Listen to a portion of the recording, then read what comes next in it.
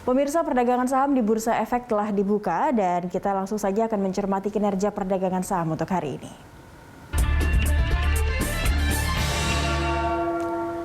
Dan untuk mengetahui pergerakan saham hari ini, kita telah terhubung dengan analis Indo Premier Sekuritas, Mino. Selamat pagi, Mas Mino. Selamat pagi, Mbak. Ya, Mas Mino, ini melihat IHSG yang sudah dibuka, baru saja pukul 9 tadi, ini kembali menguat begitu setelah kemarin ditutup cukup signifikan pelemahannya hingga 1% begitu ya. Apa sentimen yang kira-kira harus diperhatikan oleh pelaku pasar untuk pergerakan IHSG di pembukaannya untuk hari ini? Ya, memang yang ke Rusia dan Ukraina. Nah, ini sebenarnya tidak cukup. Jadi karena kemarin sudah terprice in, sentimen tersebut tidak lagi menjadi sesuatu yang cukup negatif. Kemudian di dalam negeri juga hari ini akan ada data neraca perdagangan ya, yang menurut konsensus masih akan surplus di kisaran 200 jutaan.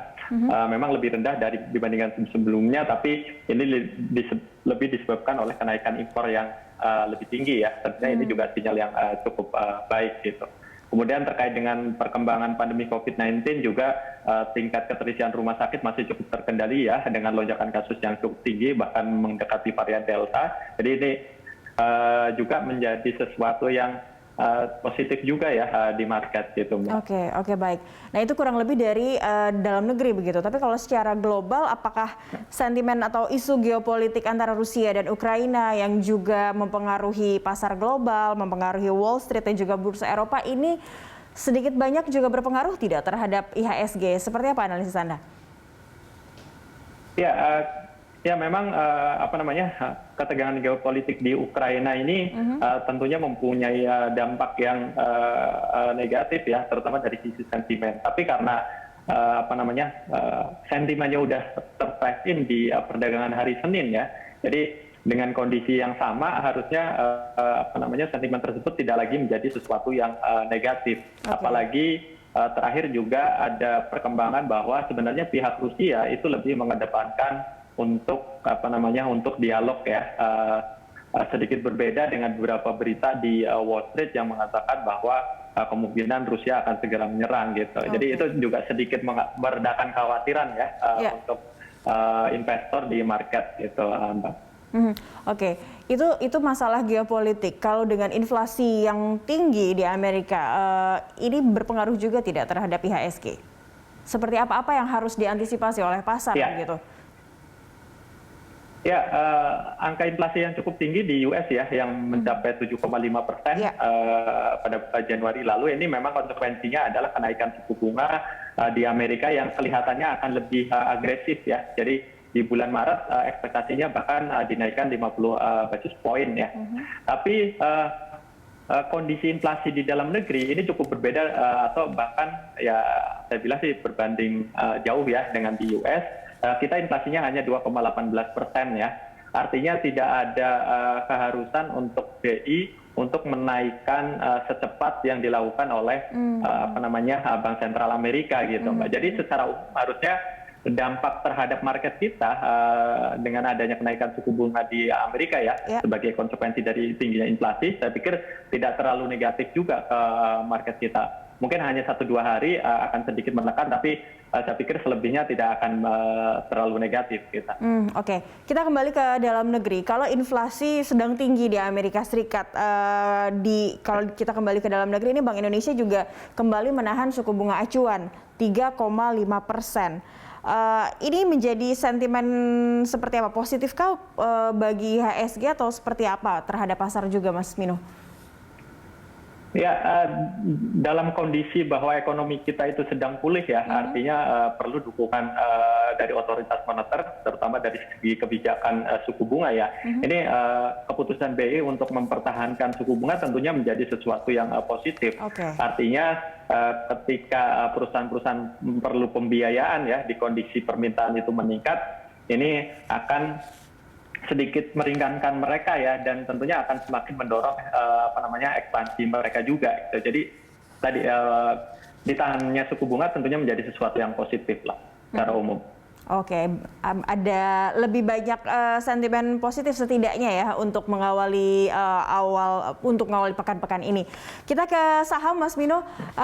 Untuk harga komoditas yang kembali melonjak, kira-kira rekomendasi Anda apa untuk itu? Atau untuk saham-saham CPO begitu ya? Kira-kira menarik untuk direkomendasikan. Ya, betul. Ya, kalau untuk harga komoditas sendiri sebenarnya yang mengalami kenaikan cukup signifikan ya di awal tahun ini adalah harga batu bara dan minyak mentah ya. Batu bara bahkan udah 60%, kemudian minyak mentah sekitar 24%-an.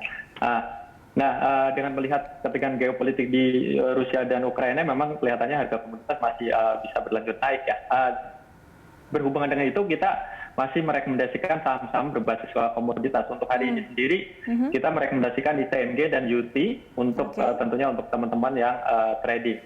Walaupun sebenarnya dari sisi investasi, kita juga masih merekomendasikan dua saham tersebut kita. Baik, kalau dari batu bara sendiri ada tidak yang menarik untuk bisa direkomendasikan? Ya, untuk batu bara kita hari ini rekomendasinya untuk ITMG gitu, Mbak. ITMG ya, oke, baik. Baik, kalau untuk CPO?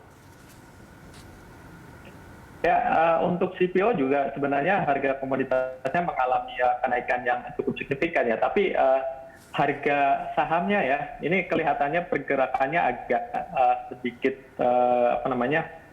agak sedikit terlambat ya, agak sedikit lagi. Jadi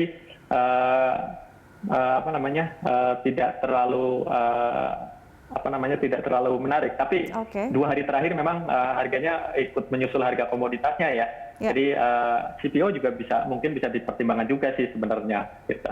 Oke, baik. Nah, ini kita lompat jauh kalau ke farmasi, kira-kira di kondisi saat ini masih menarik tidak? Atau Anda punya rekomendasi begitu atau referensi untuk farmasi apa yang kira-kira bisa disasar oleh para pelaku pasar? Ya, emiten-emiten sektor farmasi sebenarnya cukup diuntungkan dengan kondisi pandemi COVID saat ini ya.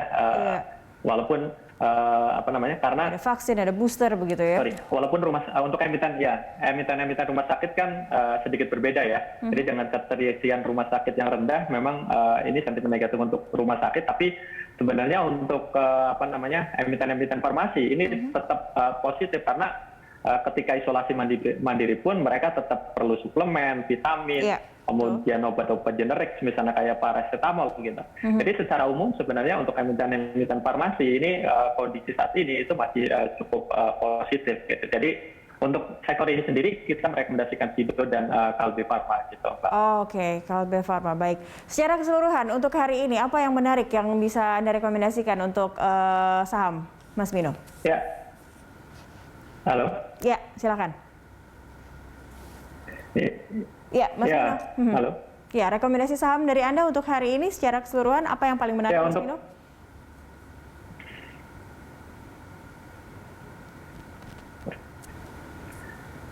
Ya, Mas Mino, silakan. Mas Mino, saham yang Anda rekomendasikan hari ini? Hari ini sebenarnya kita,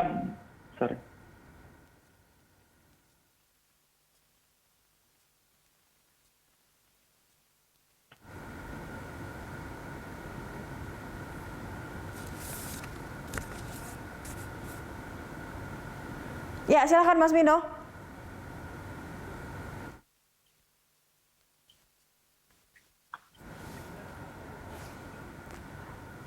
Baik pemirsa, nampaknya kita ada gangguan komunikasi dengan narasumber kita, analis dari Indo Premier Sekuritas, Mino. Baik, kami akhiri perbincangan dengan analis kita dan pemirsa selanjutnya bagaimana pergerakan rupiah pagi ini. Informasinya akan kami hadirkan langsung dari Global Markets Bank Permata usai jeda.